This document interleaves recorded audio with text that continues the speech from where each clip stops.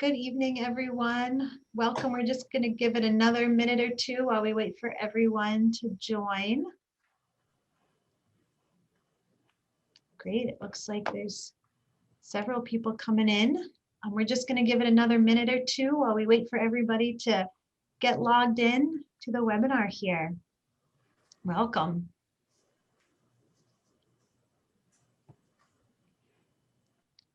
Welcome again, everyone, to the Ocean Studies webinar. We're really excited to host this for you guys. And really, this is for you.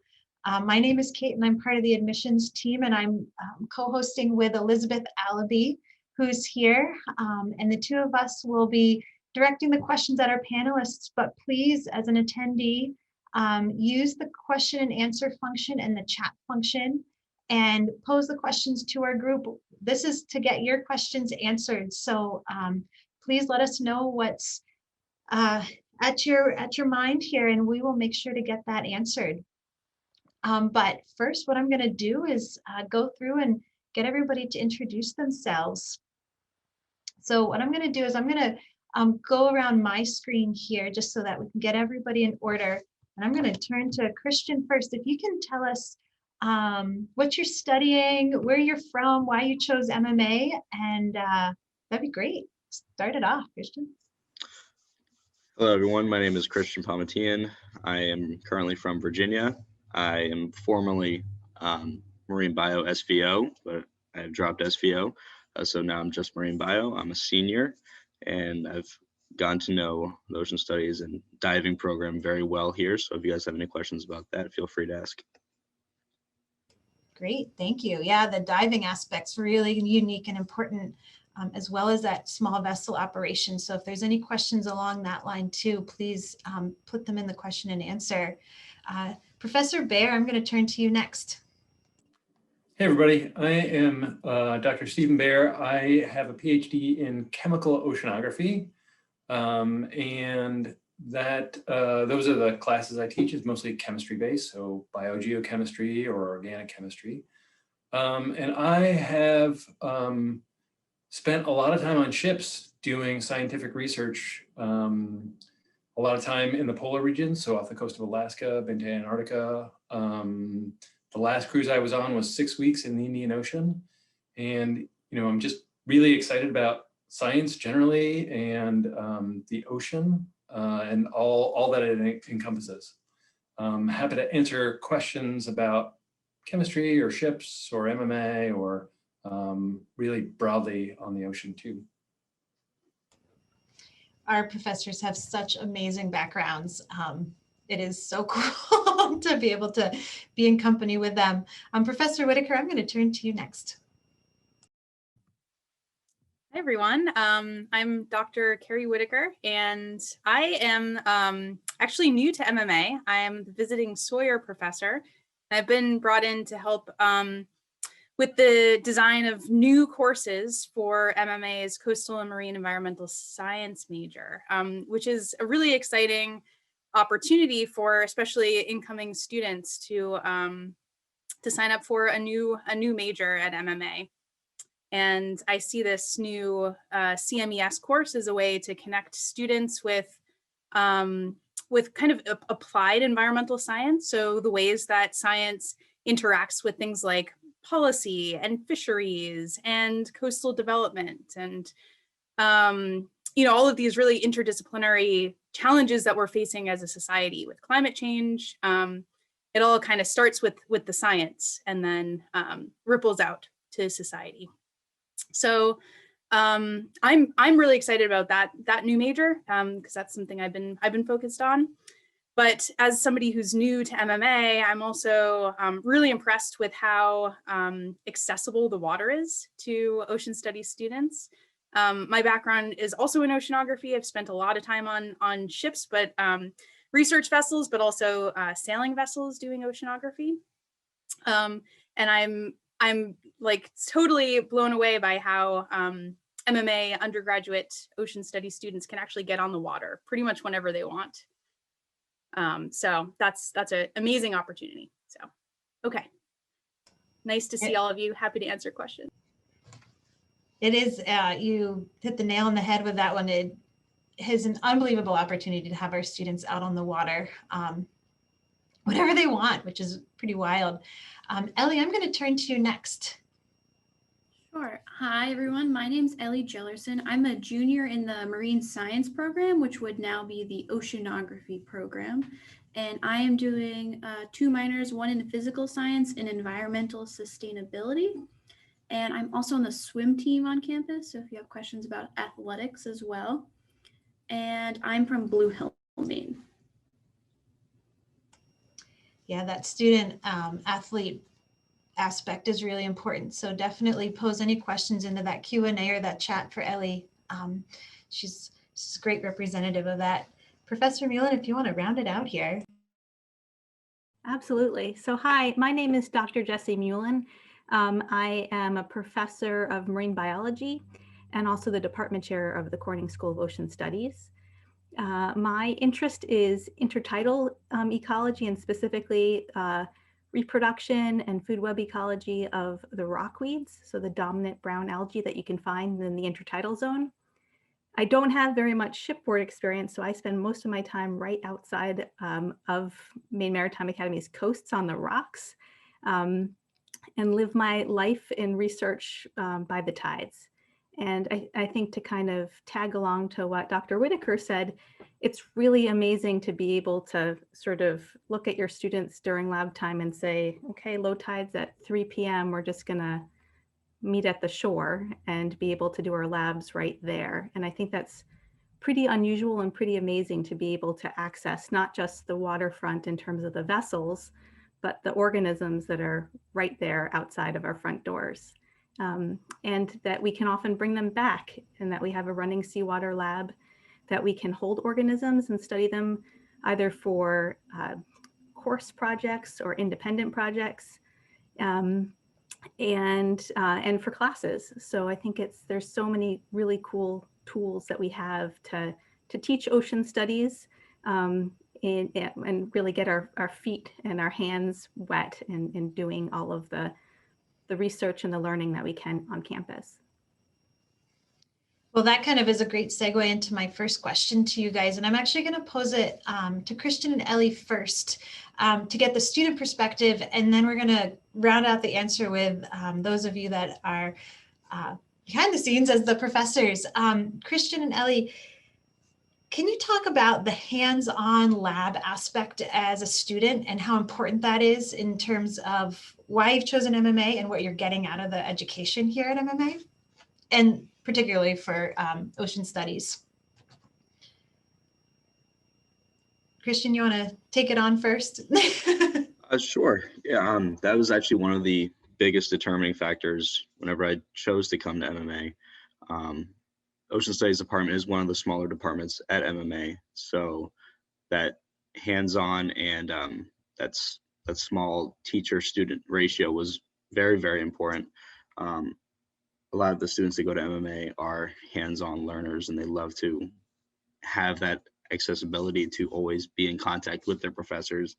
I've grown very close with my professors because we've been able to have such small classes and just work alongside each other. So I think it's huge. It's one of the biggest selling points that MMA has.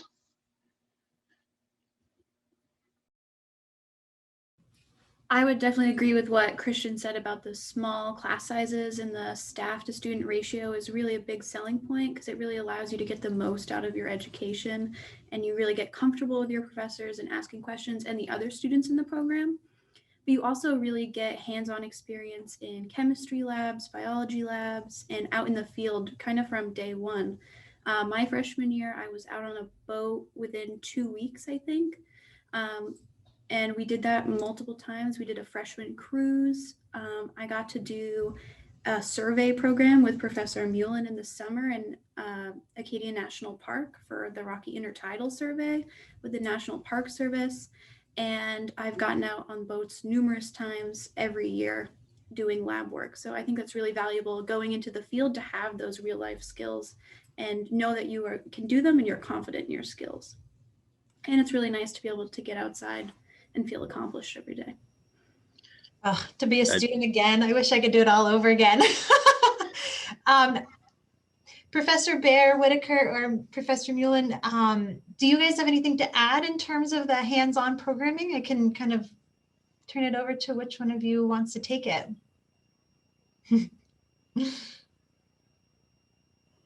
Sure, I'll go. Yeah, I think it's a major focus of our campus generally in our department is that that we are hands-on, that we're doing things in the lab or down on the shore that relates to what we're talking about in class. I know I personally, despite my many years of education, I still learn best by touching and feeling something and making mistakes and trying again. And so I think it's a really important aspect of what we try and do in laboratories or even in classroom exercises. And I would say culminating with independent research that our students do, that they come up with their own project and design it and do it all on their own, certainly with guidance. But it's this really powerful project that our students build towards in their junior and senior year.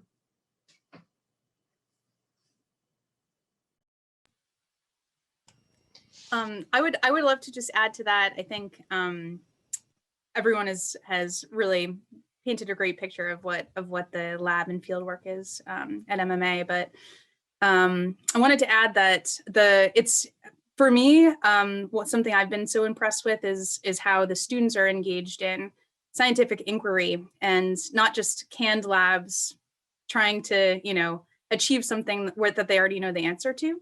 I think access to boats, to the field, and professors who really care about kind of the process of scientific inquiry, and students engaging in that, asking their own questions and seeking the answers themselves with the guidance and support of a great department of faculty. I think that's something that to me makes MMA really stand out, especially the Ocean Studies department.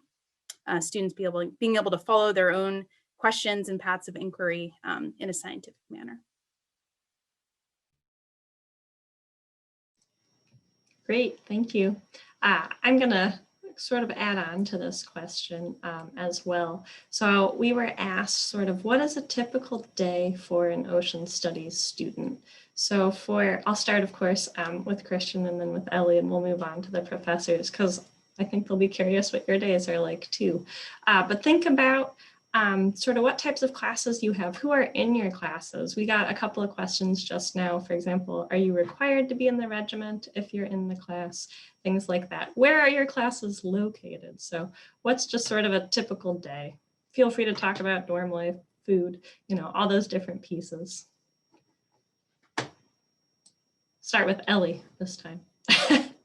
Thank you. A typical day for me, I normally have classes that start around 9, and right now mine are all online except for one, but in a typical year, they would all be in person. And we have like one main academic building, which is where a lot of like your lectures are. And then we have a chemistry lab and the Andrews lab, which is down by the waterfront where some of the biology labs and other classes are held. So normally I have 2 or 3 lecture classes, and then normally I would have 1 or 2 labs a week, and those are about 3 hours. And then I would say classes take like 3 hours of my day, probably every day. And then a lot of the other time is spent doing homework, going to the mess deck for food, doing swim practice, and socializing. So I think there's a really good balance between lecture time, lab time, and independent time that you can kind of narrate yourself on what you do. Thank you, nice. How about from you, Christian? What's a typical day in your life like? I remember being an underclassman. Typical day would be waking up at 8 a.m., going walking from the dorm complex to the waterfront, taking advantage of some of the in-person labs, walking up the hill to the other buildings to carry out other in-person lectures prior to COVID. But as you progress throughout your career here at MMA, you'll conduct your senior research project, and after you conduct your senior research project, things kind of died down. And you're kind of just carrying out your loose ends here. So I don't really have a whole lot of hands-on courses anymore. So it definitely dies down at the end. So you just gotta power through and keep it, stay motivated, and then you'll be fine. Nice. That's very good advice, especially for this year of all years. Eyes on the prize, and Christian will be graduating pretty soon. Likely already mentioned that. So many of you who are high school seniors, advice is equally applicable, right? How about to the professors? What's a typical day in your lives like? I'll start with Professor Mullen, if you don't mind. Professor, okay, so can you repeat the question in terms of kind of a typical day that we think the students have? No, that you have. So when do you get to campus? What types of classes do you specifically teach? I know you mentioned that a little bit in your intros, but where? Yeah. Are you on the vessels? Are you more online? Those types of things. Sure. So this semester, I teach one class at Christian's in, and we meet in person 1 day a week and then remotely for 2 days a week. But typically, usually teach in person 3 days a week. Usually our classes are Monday, Wednesday, Friday, or Tuesday, Thursday schedule. One or two different courses each of those days. And then depending on which class it is, having 1, 2, or 3 lab sections for each of those courses. And so similar to Ellie and Christian of what they said of where on campus, we kind of bump up and down the hill in terms of most of our lectures are up the hill in sort of the academic buildings that have kind of classroom space, and then down the hill or at the waterfront where we have most of the ocean studies labs, other than chemistry, because chemistry labs are up the hill as well. And then sort of depending on the time of year and the tides, I think most of the ocean studies faculty try to maximize the use of the waterfront and the kind of natural resources around and get out when the weather is good and the tides are low. And so for our fall courses, it's very heavy in terms of field work, field experience for labs. In the spring semester, it's often pretty inclement weather in Castine to be able to get out on the shore. And so we tend to do most of the field work, at least in the courses I teach, in the fall. Thank you. Yeah, that was exactly the answer that I was looking for. Well, not quite. It was her own answer. But Professor Baer, do you have much to add? I think that covers it. I think a lot of the faculty are, I find myself, in fact, before we got on, Christian and I were talking about how, I guess, in pre-COVID times, that I would spend a lot of time in my day just interacting with students, that Christian would stop by and we'd hang out and chat either about classes or about something that's going on or just questions about careers or anything like that. I much to the chagrin of my students, I'm an early riser. I get up really early and try to exercise, and then the registrar has learned that my classes are early. So Christian will also tell you that organic chemistry at 8 a.m. is maybe not everybody's favorite, but so I get in there and most of my classes are done pretty early. And this year, some of my classes are online. The lecture portion of the class where we just have a conversation, and then the labs are in person, or I have another class that's one day is online and one day we spend meeting. And, I'd say the rest of the day is like preparing and grading and trying to cover a little bit of research. I end up doing most of my research in the summer, but kind of keeping that going at a low level. And also, I didn't mention this at the beginning, but I have a role on campus where I am the faculty athletic liaison for the women's lacrosse team.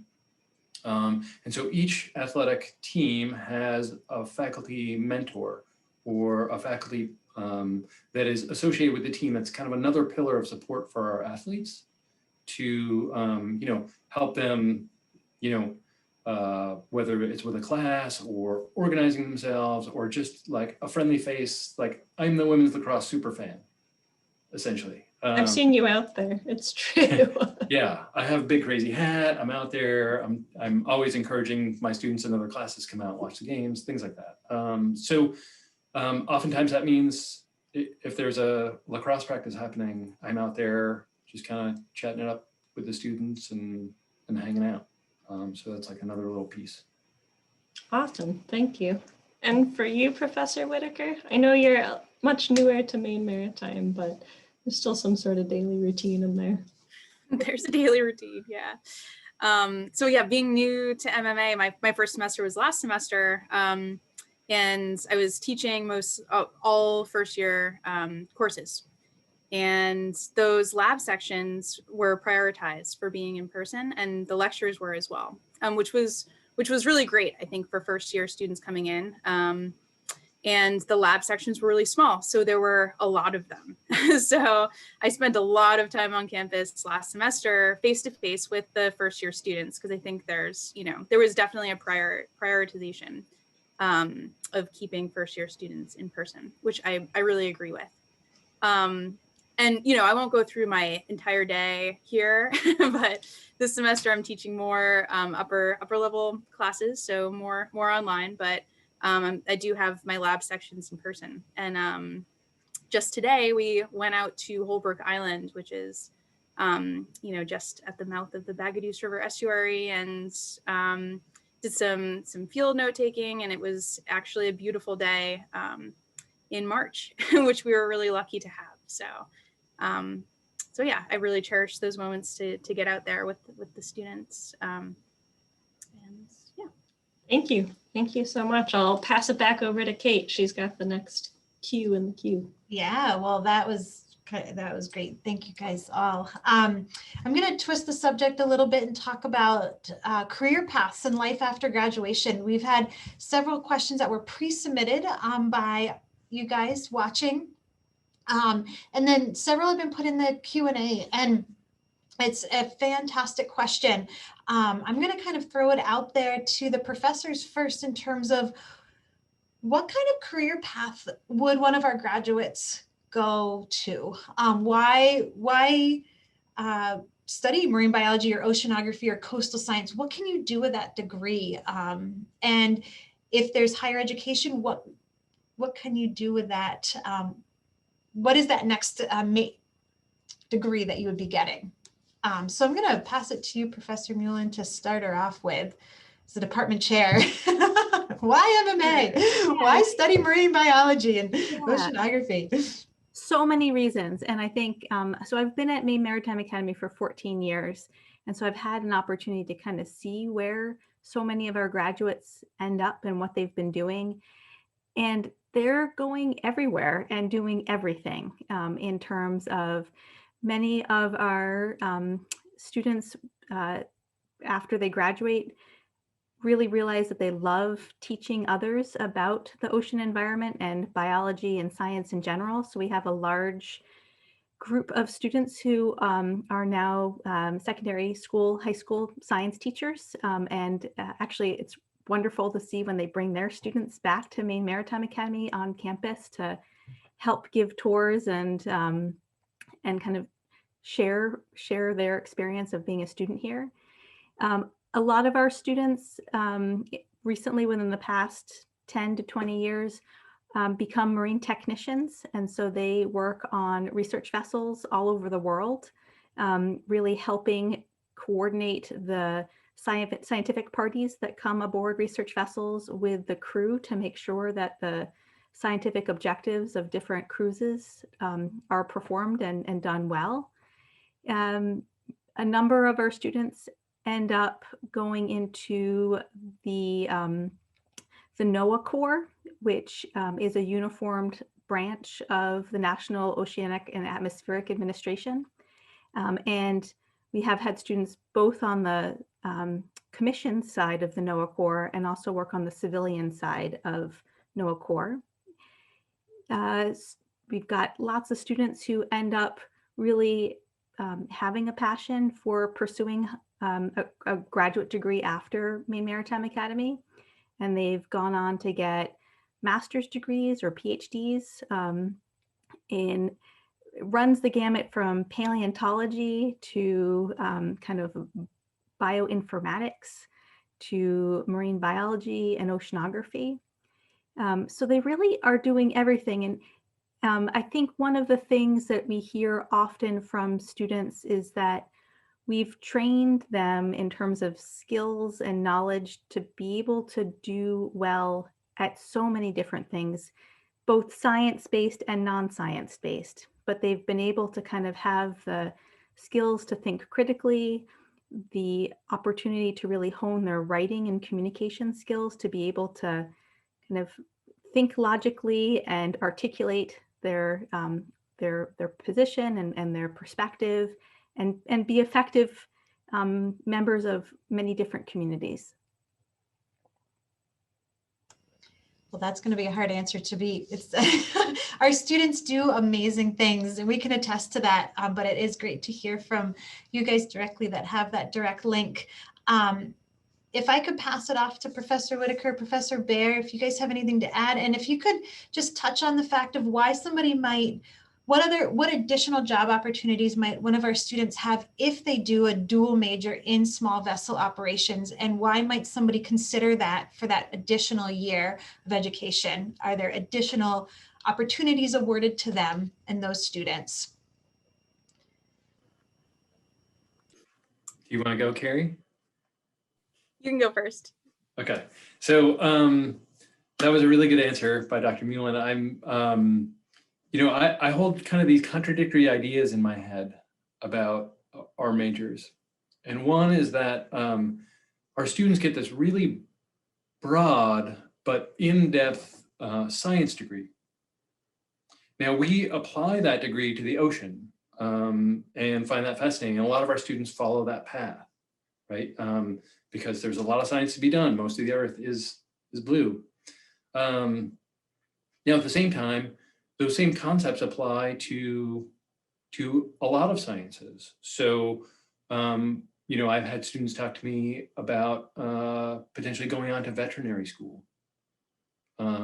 or to work for a pharmaceutical organization or to go on and get a nursing degree, because the same kind of science concepts, how you do science, or even the content of, say, like cell biology class, those things apply broadly, whether it's to rockweed organisms or to nitrogen cycling in the Arctic, which I like.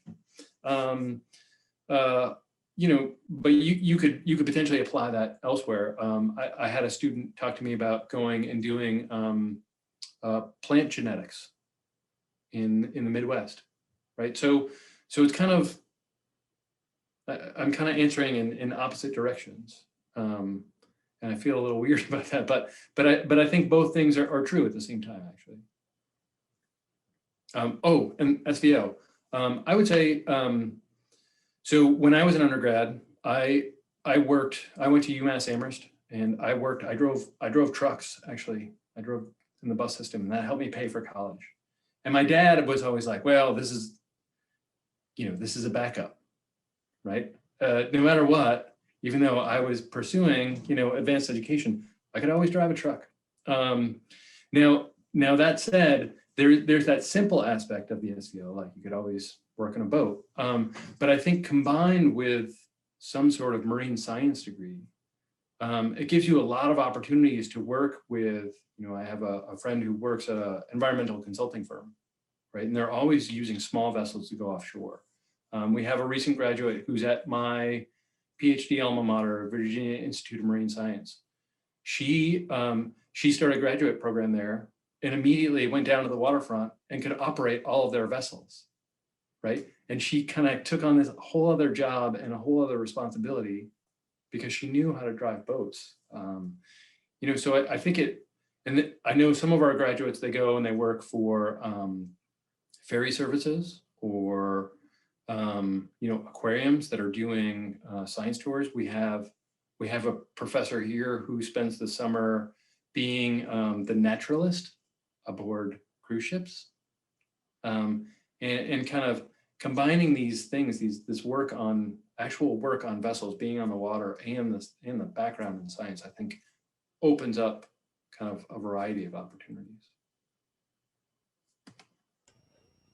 No, thank you. No, it's pretty amazing. And we are we are the only school in the country that has this dual degree to have this additional option. So it is certainly a worthy consideration if you're coming here for a ocean studies degree to think about that small vessel operations portion to it.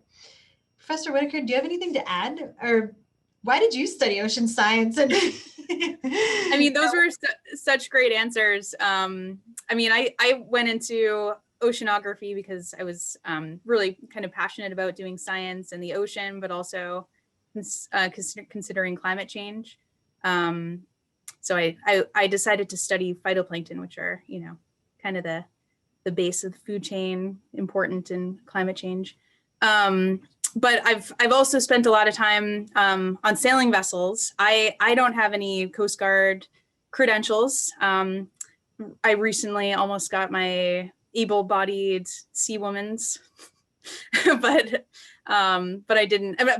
But also being around people who sail, especially small vessels, like having those Coast Guard credentials is really, really helpful and makes you very employable.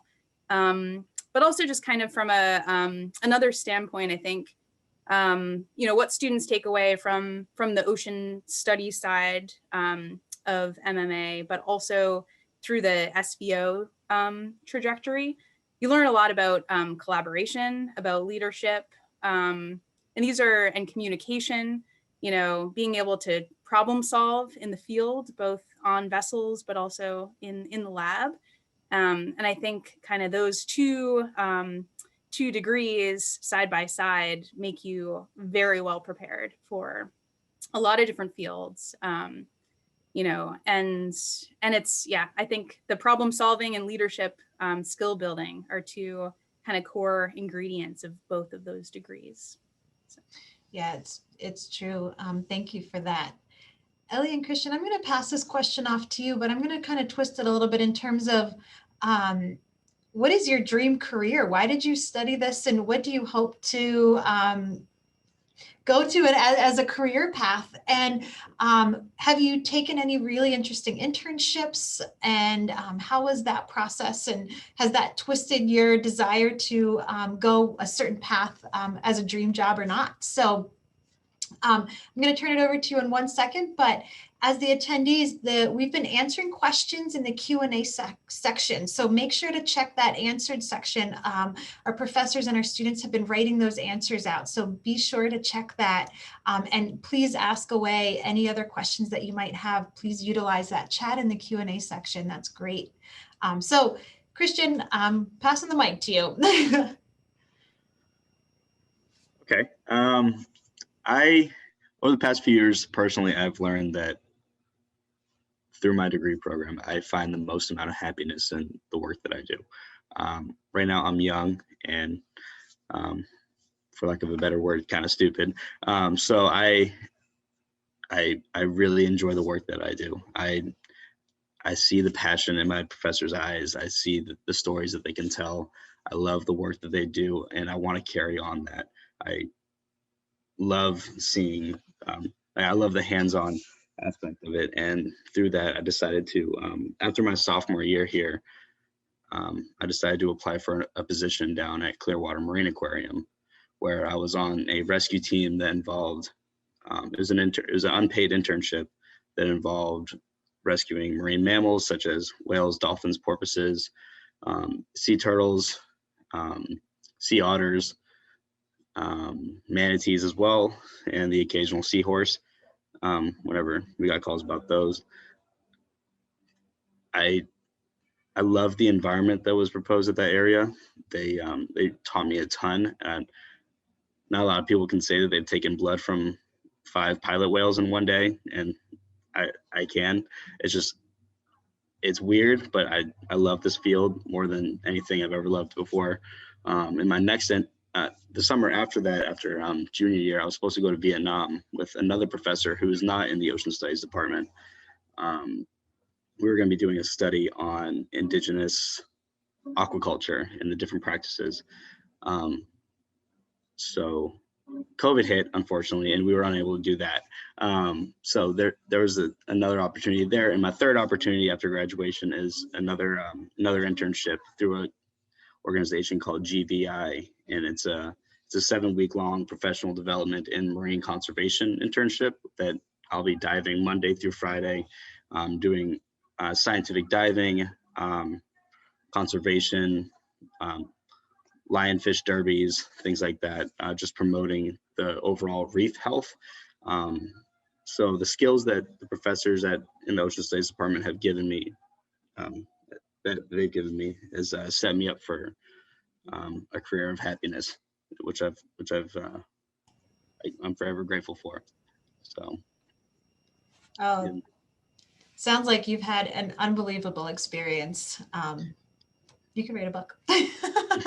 Just your time in college here. Say that, Christian, you qualified like drawing blood from pilot whales in one day, like say a lifetime. I mean, I haven't drawn blood from any pilot whales. So, that was a 27-hour work day. I could easily qualify that as the best day of my life. Yeah, that's awesome. And I can say, like, I remember talking to Christian last summer, or I'm sorry, the summer before, when he was like rescuing turtles and like sending us pictures of like him out on the beach rescuing marine mammals, and it's pretty amazing. I was super impressed. I thought it was really cool. It is. All of our students do such amazing things. When they come back after the summer, just to hear the conversations in the hallway is wild. I mean, we take this small community here, and we've turned all of our students to such global, incredible human beings that come back with these stories that just blow us out of the water. So it's just a taste of what our students do.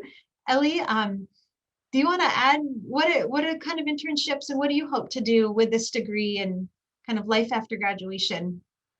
Yeah, sure. So I came here because I really loved that it was so hands-on, and I felt like I would be doing work that meant something and contributing to like the greater science field. And I've always been really passionate about the ocean. And through my journey here, I've really learned that research is where my passion lies, and I really enjoy the process of being out in the field, collecting data, analyzing it, and drawing inferences, and connecting that to larger ocean schemes and the climate change as well.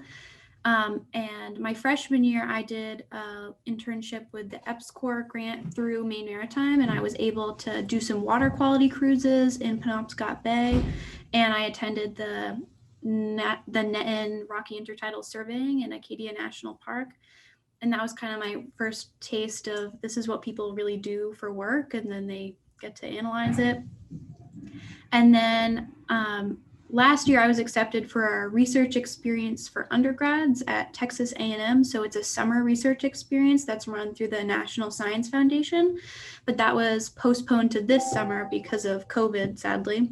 But I'm really excited to participate this summer. So you get paired with a research mentor, and I'm supposed to be working on modeling global biogeochemical cycle changes with climate change. So I'm very excited that that's what my summer is going to look like. So for my larger career goals, I would say that it connects to, I'd really like to pursue a PhD so I can have a career in research and do that for my full-time job. And I think senior research, which is kind of like the accumulation of the ocean science curriculum, is a really great space to kind of explore where your interest in ocean science specifically lies, and to kind of test different fields out and see what you really enjoy. And I've really enjoyed the research project from start to finish, and I would see myself doing that for my career. Well, thank you guys all. If only we could do it all over again.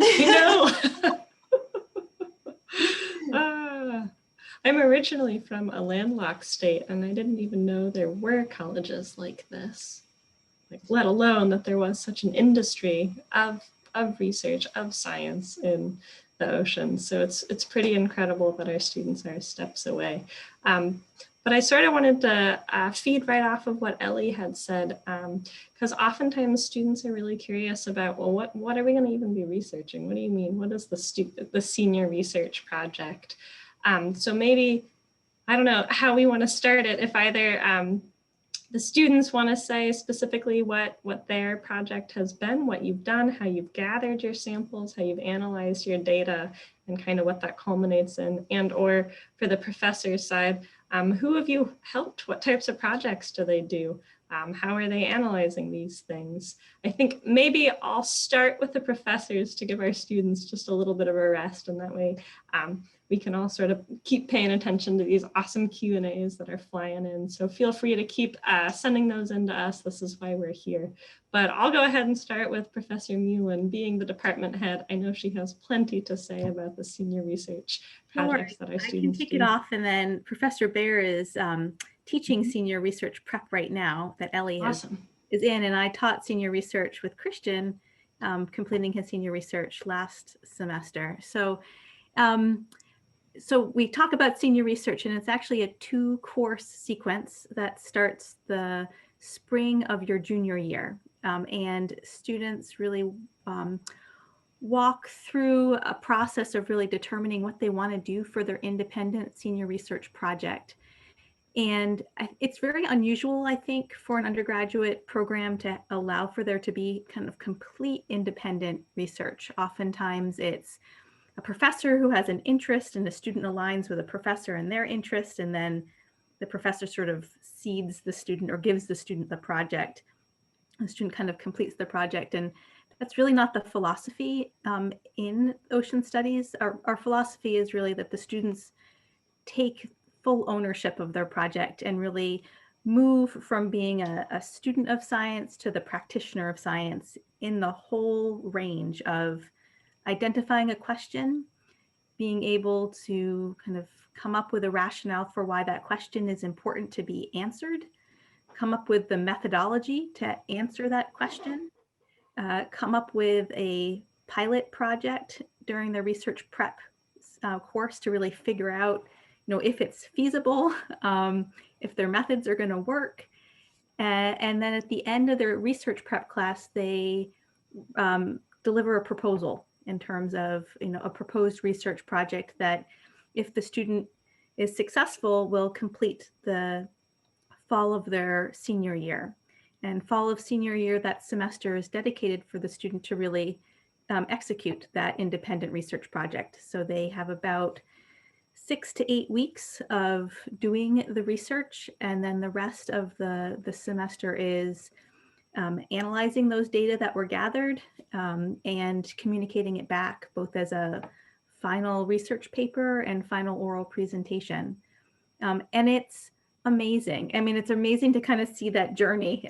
I think it's at the end, I think most students are so proud of their experience in accomplishing that independent research project. And as a professor, it's incredible to see the growth that students do through that 2-course semester sequence. And students, because it's them deciding what they want to do over the course of this kind of sequence, have done everything from microbial ecology to kind of developing oceanographic sensors, to looking at geographic information systems, or GIS, to look at if there are relationships between harmful algal blooms and harbor seal strandings. Like it really is whatever the students' interests are that takes them along to where their project is going to go. Thank you. Yeah, that sets the stage really nicely for what this is. Professor Bear, what's it like being kind of on the inside, leading some of that coursework? Yeah, well, like Professor Mullen said, it's really amazing to see the growth, even from the beginning of the semester, like when we started in January to now, and where students are sometimes nervous and about what their project's going to be and how it's going to go, and kind of whether things are going to work, and kind of until now where really the students in this class are subject matter experts in their research. And it's just, I'm actually constantly blown away and have a hard time expressing that sometimes to my students. Now, Ellie is in that class, and actually I am her research advisor because she's doing the best project ever. It's on dissolved organic matter and its relation to weather events in our local system. So not only do our students come up with something that's that they're interested in, but like, you know, Elizabeth, actually, I keep looking at your background, and like right over Elizabeth's left shoulder, nope, the other way, is our office, right? And so like, Ellie wanted to go research in the Penobscot Bay, so she just like went down to the waterfront and got on a boat, and we had sampling equipment. And many of our students, you know, they're collecting crabs and mussels to look at, you know, microplastics through food webs, or a student going to a local wastewater treatment plant to look at endocrine disruptors and how it goes through the wastewater treatment process.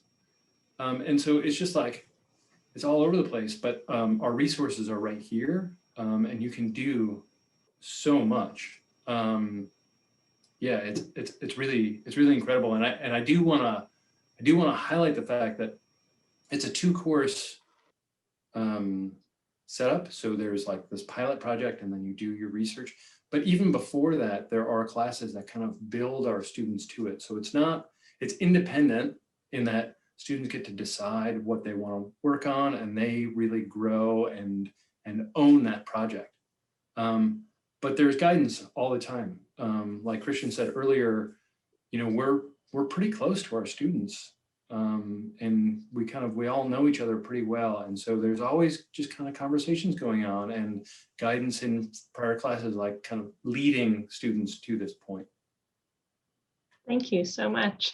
I'll send it on over to Professor Whitaker, and then we'll hear from Christian and Ellie.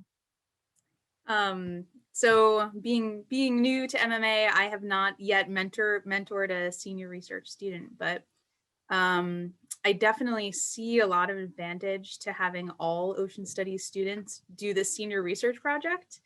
In other institutions, you could do an honors thesis if you wanted to, like, so if you were super motivated, you might like choose to do an independent project. And but I think it's really cool that every ocean studies student at MMA does a senior research project, because that little seed is planted the day they step on campus, and it grows throughout their time here, and they can think about like what really interests them, and then start to actually implement the questioning and carrying out of that research. So I think it's really cool that everyone does these projects. And, you know, with this new coastal and marine environmental science major, I think there might be even more opportunities for students to conduct some more applied oceanographic research that actually can help to make some like policy decisions or engage the community around coastal conservation, you know, network with nonprofits here in Maine. Maine's a really active place with fisheries interests and conservation and coastal, you know, development issues, and it's changing really fast in terms of climate change. So I think the Gulf of Maine is a extremely interesting place to do some very meaningful interdisciplinary research. And MMA seniors through this senior project have a chance to actually really contribute to some of these major questions. So it's really exciting. Thank you. That's a really good perspective for sure. And I like that you highlight that all of the students are performing these projects. So it's not just the really, really motivated ones or the ones who have the in with a particular professor. Though I'd argue all of our students have ins. We're kind of that sort of school. But so now I want to hear from Christian, since you sort of finished up your research. What did you do? And Ellie, it sounds like you're in the first portion of your sequence. What is your project? Start with Christian. Okay. Before I went into my project, I'm gonna add on to what Professor Whitaker just said. I have several friends that go to other institutions, and they are in similar fields, whether it be oceanography, marine biology, and things like that. And she's absolutely correct that it's only like the highly motivated or the professors that are, or the students that are really close with certain professors that can conduct studies like that. What sets MMA students apart is the fact that we do have that involved in our curriculum.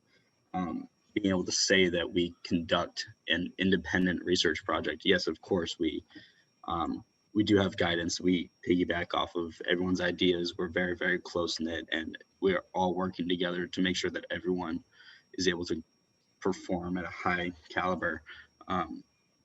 Yes, we do, but being able to, especially in the job field now with me being a senior and about to graduate soon, me saying that I have that experience is huge in the job market right now. That being said, whenever I conducted my senior research, I started off last spring, and I wanted to look at the physiological effects of microplastic uptake, whether it be through digestion, like an organism's eating microplastics, or I focused on the idea of an organism breathing them in, like through their gills or their respiratory organs. I focused on sea cucumbers specifically. So I started off my pilot project dealing with sea cucumbers, trying to get down the methodology. I put my fingers in many different aspects of my project, and then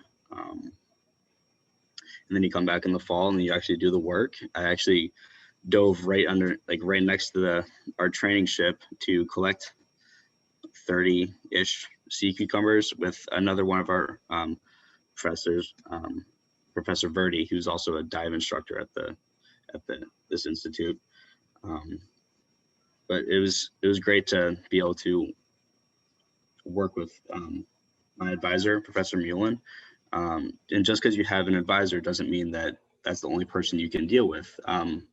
For instance, she doesn't have a physiological background, and she voiced that whenever I decided to come to her. But I decided to come to her because I have a very close relationship with her. I feel very comfortable with her, and I knew that she had a lot of insight to my study, even though it wasn't her background. So I had weekly meetings with as many professors as possible, whether it be data analysis, actually collecting these organisms, writing, and I've learned a lot. And the senior research project definitely sets you apart from other undergraduates. Thank you so much. I didn't know that there were sea cucumbers underneath the training ship. Clearly, I need to spend more time under the water. Learn something new every day from our students. How about for you, Ellie? What are you gearing up to put together for your project proposal? Yeah, so I'm in the first semester portion of the senior research sequence. So I just completed my pilot study a week or two ago. And so like Professor Bear mentioned, I'm looking at how dissolved organic matter changes with weather events, because we're in Penobscot Bay. We also have the input of the Penobscot River. So in order to figure out what dissolved organic matter is in Penobscot Bay, I had to learn a new modeling technique, which was a really big part of my pilot study. So I had never used MATLAB before. So I spent a lot of time figuring out how to code a little bit and figuring out how to run these analyses based off of the fluorescence of the water samples.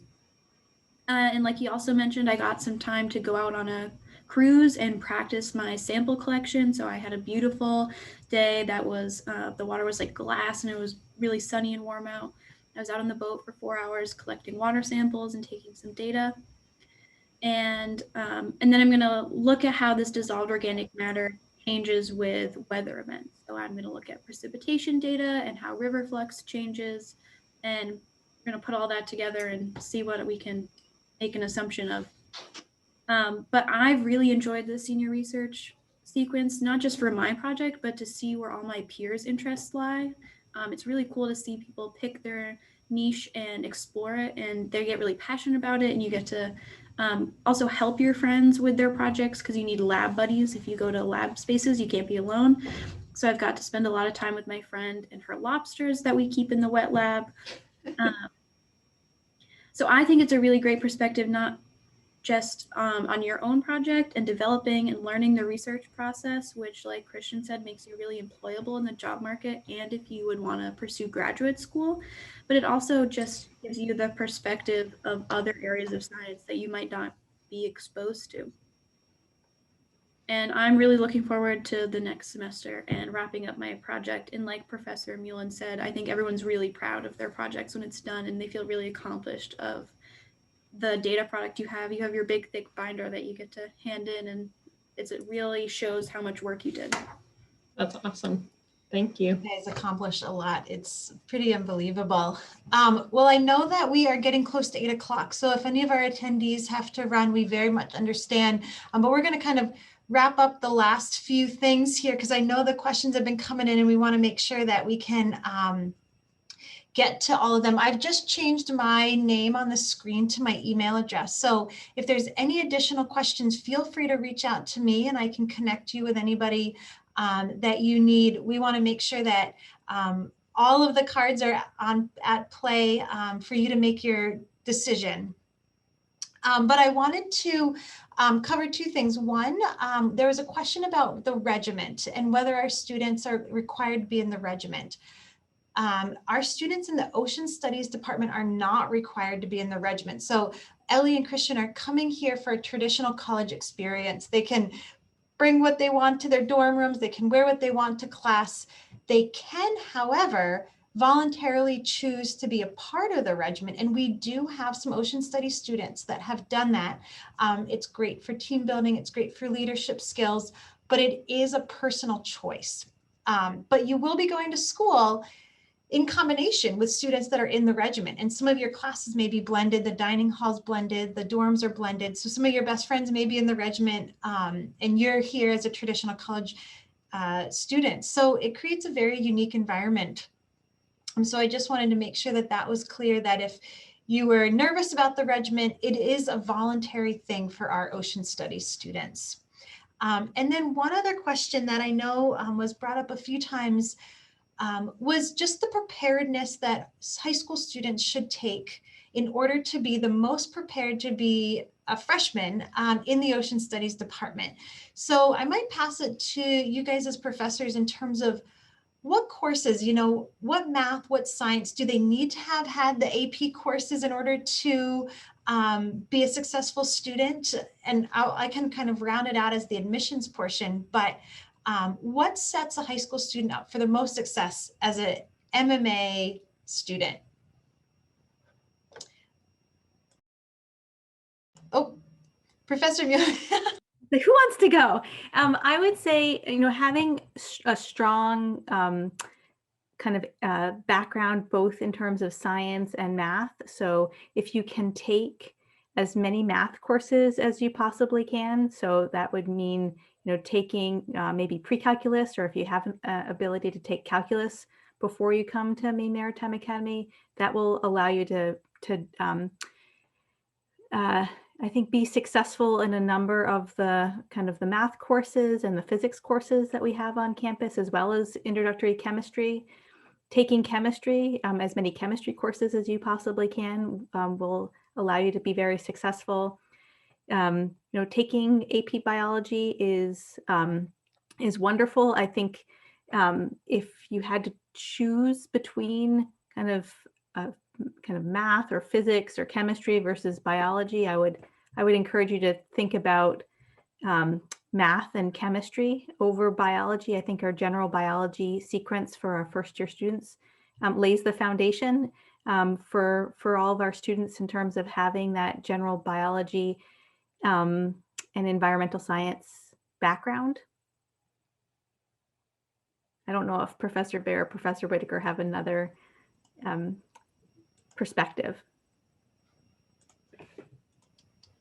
I think in terms of classes, that covers it. In terms of just kind of broader preparedness for college, I was, you know, for first year students, encourage students to ask questions and come in kind of expecting to engage in discussion and asking questions from the beginning. So, and that's something that I see a lot of students grow over time in their college careers, but yeah, just general preparedness to kind of take the reins of your education by asking questions. Yeah, it's true that the question asking and the engaging in the class aspect is something that we look for a prospective student applying to the school. So it is a very important part of a student's aspect here.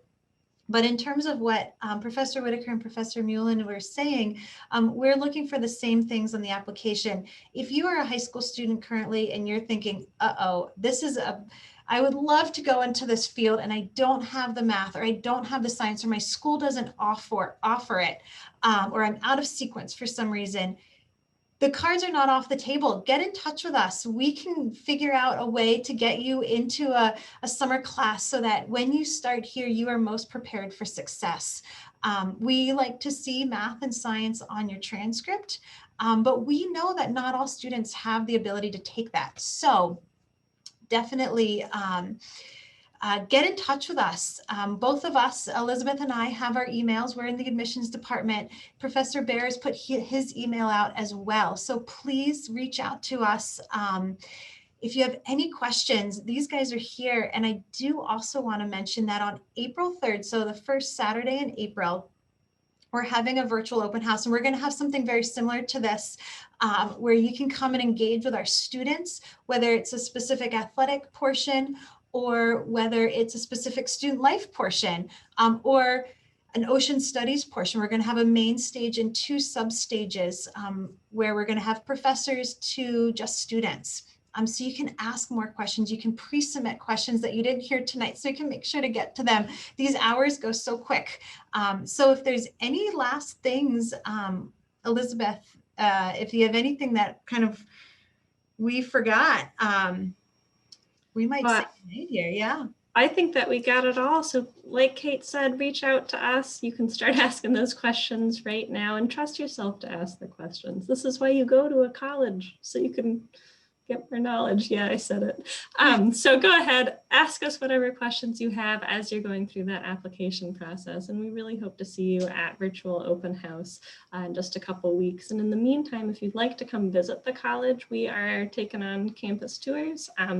Here in person, please bring your mask, and you can reach out to me and I can get you all set up with that as well if you haven't already been able to. Other than that, I know everybody has to get to their schoolwork or to their grading or to their lesson planning. So we don't want to hold you up any longer, but definitely stay in touch if you've got anything. I do want to mention that Professor Bear runs an incredible social media account on Instagram. And so it was up there, but if you want to throw it in the chat again, the social media handle, so that our attendees can follow you guys and see the amazing research and see the amazing lab spaces and things that you guys are doing.